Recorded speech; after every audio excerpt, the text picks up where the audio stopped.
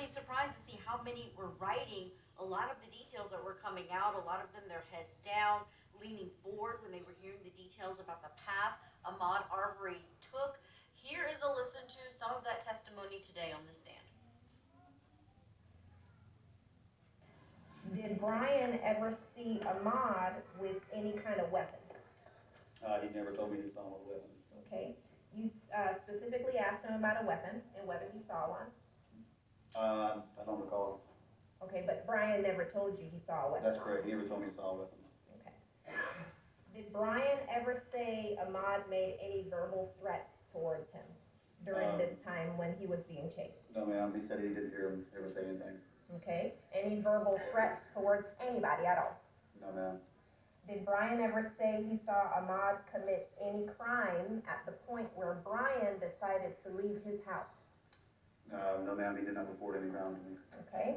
Did Brian ever say he was trying to make a citizen's arrest of Ahmaud? No, ma'am. Did Brian ever say he was trying to arrest Ahmaud for criminal trespass? No, ma'am.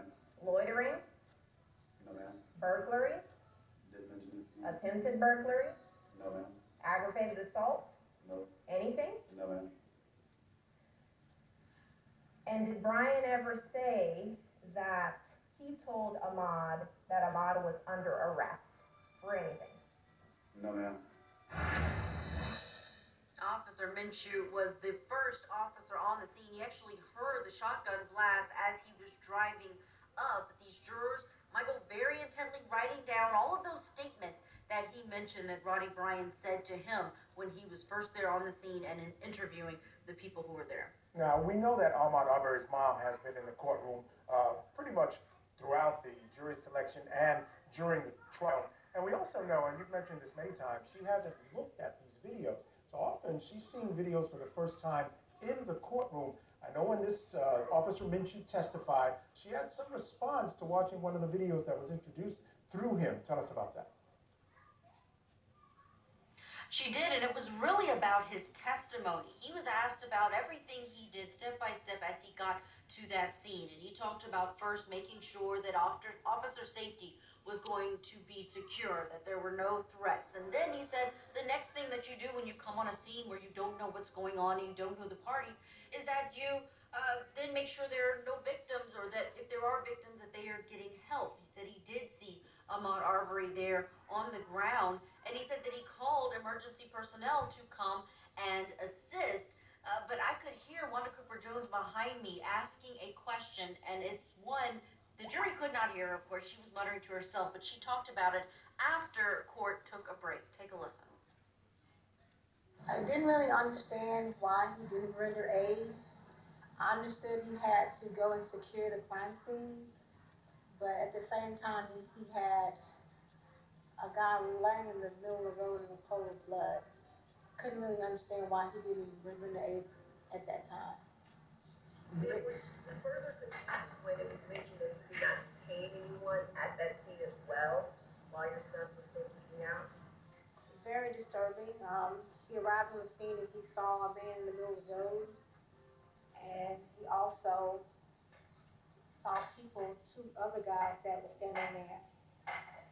I hadn't really put it all together on what he was thinking. It really don't make a lot of sense at this time. But don't you just heard that extended video?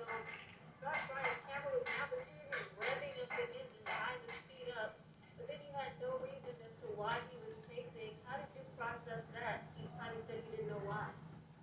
I asked Lee's assistant, I could hear the engine, like it was very, very loud, like he was actually accelerating the engine, and he had no reason on why he was doing that as well. A whole lot of the testimony that was given by Officer Minshew really didn't make a whole lot of sense at all. That officer said that there was no one else around to help back him up if he had taken his attention just to Ahmaud Arbery, and then we know that the next officers on the scene did try and render that aid and were unable to save Arbery's life. So, Michael, a lot that this jury has taken in today in terms of what happened on the scene in those first minutes after Ahmaud Arbery was shot.